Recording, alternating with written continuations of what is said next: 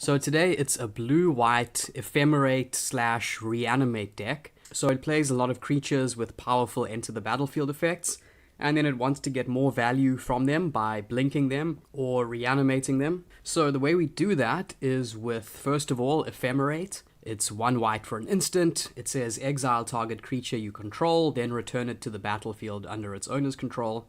And it has rebound, so it says if you cast Ephemerate from your hand, exile it as it resolves. At the beginning of your next upkeep, you may cast it from exile without paying its mana cost. So then for Reanimation, we have Late to Dinner. It's a sorcery from Modern Horizons 2. Costs 3 generic, 1 white.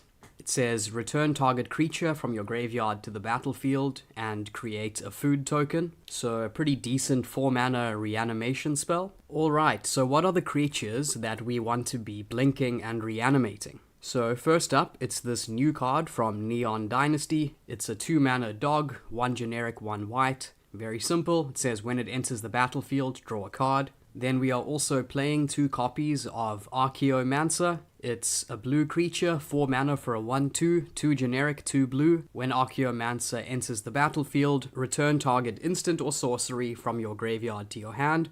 So very good at getting back Ephemerate or Late to Dinner or any of our other useful instants and sorceries. Then of course we're playing Mulldrifter, one of the best blue creatures in Pauper. It's 5 mana for a 2/2 with flying, 4 generic, 1 blue. When Mulldrifter enters the battlefield, draw 2 cards, and it has an evoke cost of 3, 2 generic, 1 blue. So it says you may cast Mulldrifter for its evoke cost. If you do, sacrifice it when it enters the battlefield. So this has synergy with Ephemerate, for example, so we can evoke this with the sacrifice trigger on the stack. We blink it with Ephemerate. So we draw another 2 cards, and after it gets blinked, the Mulldrifter stays on the battlefield. Then here we have another elemental with Evoke from Modern Horizons 2. It's Soul of Migration. It's 7 mana for a 2/4 with flying, 5 generic, 2 white. It says when Soul of Migration enters the battlefield, create 2 1/1 white bird creature tokens with flying. And it has an evoke cost of 4, 3 generic, 1 white. And then our final creature is another new one from Neon Dynasty. It's a very, very cool and flexible one. It's Mirrorshell Crab. It is 7 mana for a 5/7 artifact creature.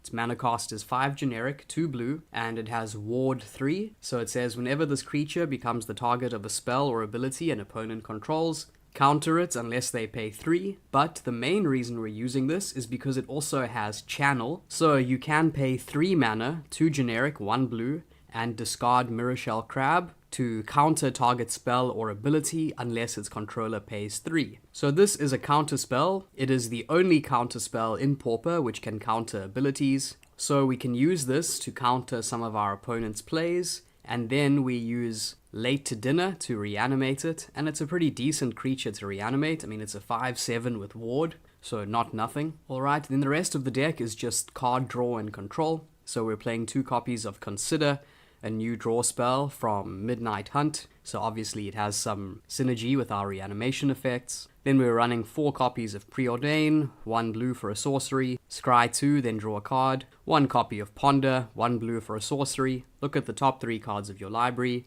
then put them back in any order. You may shuffle your library, draw a card. 1 copy of Counterspell, 4 copies of Journey to Nowhere, 3 copies of this Counterspell from Modern Horizons 2. It's Lose Focus, 2 mana for an instant, 1 generic, 1 blue.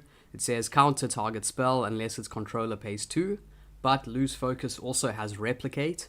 Its Replicate cost is 1 blue. So it says when you cast Lose Focus, you can pay its Replicate cost any number of times, then copy it for each time that you pay its replicate cost. So another counterspell which gets better the more mana you have open. Then we have another counterspell, it's Prohibit, 2 mana for an instant, 1 generic, 1 blue. It has a kicker cost of 2. It says counter target spell if its converted mana cost is 2 or less, but if you kicked Prohibit, counter that spell if its converted mana cost is 4 or less instead. Then for a bit more removal, we're playing 1 copy of Oblivion Ring. It's 3 mana for an enchantment, 2 generic, 1 white. When Oblivion Ring enters the battlefield, exile another target non-land permanent. When Oblivion Ring leaves the battlefield, return the exiled card to the battlefield under its owner's control.